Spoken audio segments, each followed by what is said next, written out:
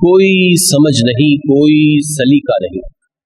ऐसे में हम कहें कि दुआ कबूल हो जाए, ऐसे में हम समझें कि अल्लाह तबारक व तआला के हबीब ने फरमाया कि जिसको दुआ की तौफीक हो गई उसके लिए अब्वाब रहमत खुल गए।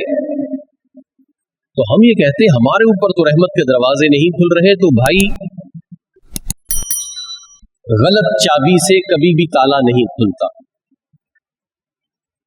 सवाल करने का जो सलीका उस जात ने बताया है कि जिस जात के पास हम अपना सवाल लेकर जा रहे हैं, तो जब हम उस सलीके के साथ दुआ ही नहीं करेंगे तो कैसे दुआ कबूल होगी।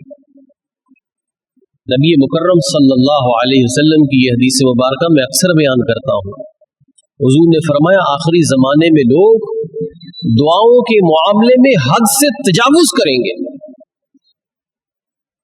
तो आला हजरत फाज़िल बरेलवी रहमतुल्लाह तआला अलैह ने इस हदीस की शरह में फरमाया कि लोग लंबी लंबी दुआएं करें, लंबी लंबी दुआएं करें। तो अब देखिए वो जमाना आ गया, हम लंबी दुआओं के शौकीन हो गए हैं। फलां इज्तिमा में चलते हैं, वहां लंबी दुआ होगी, रिक्कत अंगेज दुआ होगी, यानी दुआ के टाइटल में हमने रिक्कत दाखिल कर दी है कि रोने की अदाकारी कीजिए। अल्लाह तबारक व तआला की बारगाह में संजीदगी कहाँ चली गई। अल्लाह तबारक व तआला की बारगाह में वो तदर्रो का जो आलम है वो कहाँ चला गया कि हमने दुआओं में ही हद से तजावुज करना शुरू कर दिया। एक शख्स मस्जिद में आया और उसने दुआ शुरू की कि ऐ अल्लाह मुझे जन्नत में ऐसा महल अता फरमा जिसके जो है वो जबरजद के दरवाजे हो, याकूत व मरजान की छत हो। इस तरह से उसने उस महल की डिटेल बताना शुरू कर दी। अल्लाह के हबीब ने टोक दिया। अब बताइए कि क्या वो किसी गैरुल्लाह से दुआ कर रहा था?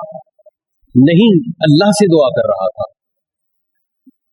तो अल्लाह के हबीब सल्लल्लाहु अलैहि वसल्लम ने फरमाया कि इस तरह से तफसील में जाकर इस तरह एक एक चीज की डिटेलें करके अल्लाह से दुआ ना मांगो, बल्कि अल्लाह तबारक व तआला से इजमालन दुआ मांगो, अल्लाह से छोटी दुआ मांगो, अल्लाह से जन्नत में घर की महल की दुआ मांगो।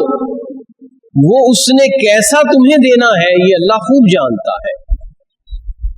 यानी ये जो तुम्हारे दिमाग के अंदर एक आर्किटेक्ट बना हुआ है उसका, ये अल्लाह की बारगाह में बयान न करो।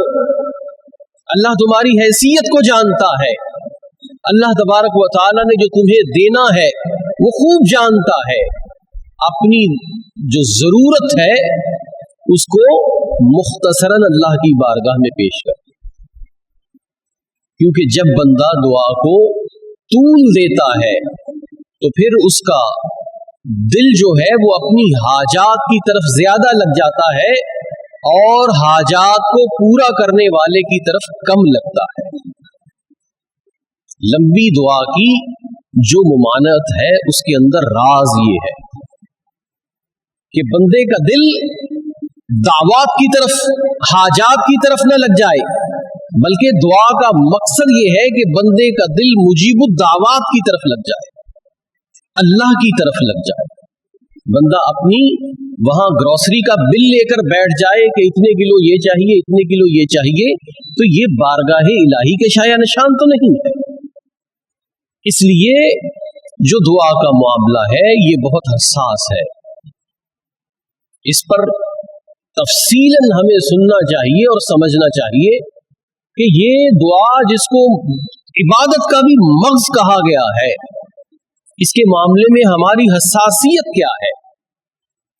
हम इबादत के मामले में फिर हसासियत रखते हैं, लेकिन जो इबादत का मग़ज़ है उससे गाफिल है। दुआ मांगते हैं कल्बे गाफिल के साथ। तो इसलिए अल्लाह तबारक व तआला के प्यारे हबीब ने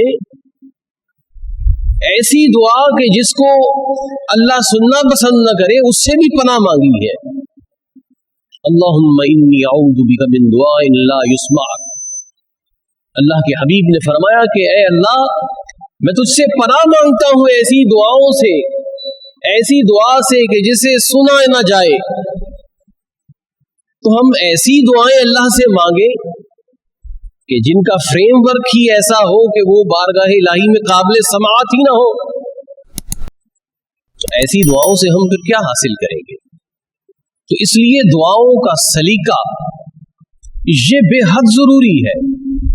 دعا مانگنے کا ڈھنگ آنا بندے کو یہ بہت ضروری ہے. اگر بندے کو دعاؤں کا ڈھنگ نہ آئے تو اس میں کوئی قبولیت کا رنگ نہیں آتا. اللہ تبارک و تعالی ہم سب کو مانگنے کا سلیقہ عطا فرمائے.